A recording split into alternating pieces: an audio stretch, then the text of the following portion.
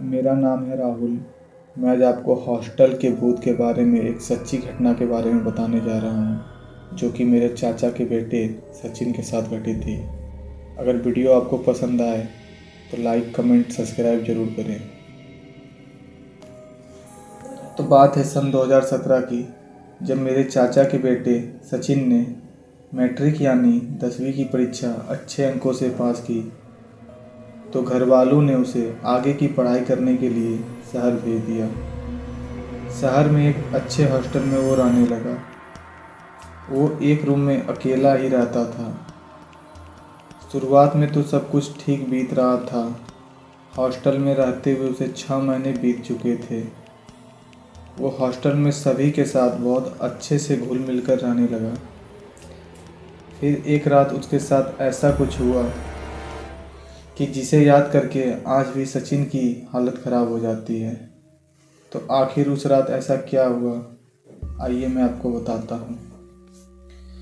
तो बात है अप्रैल 2018 की। उस दिन शनिवार था। हॉस्टल में उस दिन बहुत ही कम लड़के थे। सभी गर्मी की छुट्टियों में अपने अपने घर चले गए थे। हॉस्टल में उस दिन सिर्फ 1 या 2 लड़के ही थे। दिन भर तो ठीक ही बीता, लेकिन जैसे धीरे धीरे रात हो रही थी, हॉस्टल वीरान होता जा रहा था। एकदम सन्नाटा था उस दिन हॉस्टल में। जो 1-2 लड़के हॉस्टल में थे, वो भी चुपचाप अपने कमरे में पड़े हुए थे। तो मेरे चाचा का बेटा सचिन उस दिन रात में जल्दी खाना खाकर सो गया। लेकिन जैसे ही रात के 2 बजे उसकी नींद अचानक से खुल जाती है। वो ठीक अपने बगल वाले कमरे में कुछ आवाज़ें महसूस करने लगा, जैसे कि कोई बहुत ज़ोर ज़ोर से रो रहा हो। सचिन ने जैसे ही आवाज़ सुना तो वह सुन्न पड़ गया, क्योंकि उसके बगल वाले कमरे में तो कोई है ही नहीं। सभी लड़के अपने अपने घर चले गए थे। तो ये आखिर इतनी रात में रो कौन रहा था? सचिन ने आज से पहले कभी भी ऐसी आवाज़ नहीं सुनी थी। सचिन को पहली बार थोड़ा डर लगने लगा। वो डर से कांपने लगा था। लेकिन जब रोने की आवाज़ और तेज हो गई, तो वो थोड़ी हिम्मत करके अपने कमरे से बाहर निकला और धीरे धीरे उस बगल वाले कमरे के पास पहुंचा। वो जैसे जैसे कमरे के पास जा रहा था, रोने की आवाज़ और तेज होती जा रही थी। तो जैसे ही सचिन उस दरवाजे के पास पहुंचा, वो एक छोटे से छेद से अंदर देखने की कोशिश करने लगा।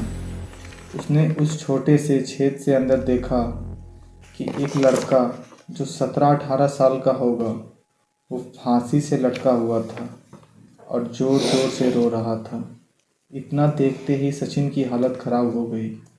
वो दौड़कर अपने रूम की तरफ भागा और रूम के अंदर जाकर कमरा बंद कर लिया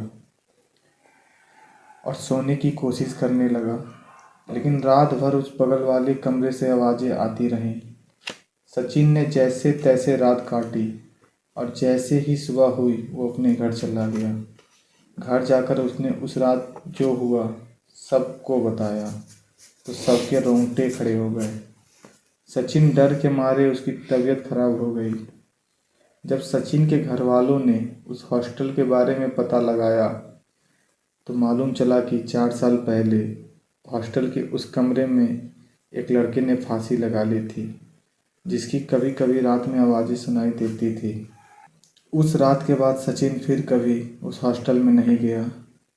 भूतों के बारे में आपकी क्या राय है, कमेंट करके ज़रूर बताएं।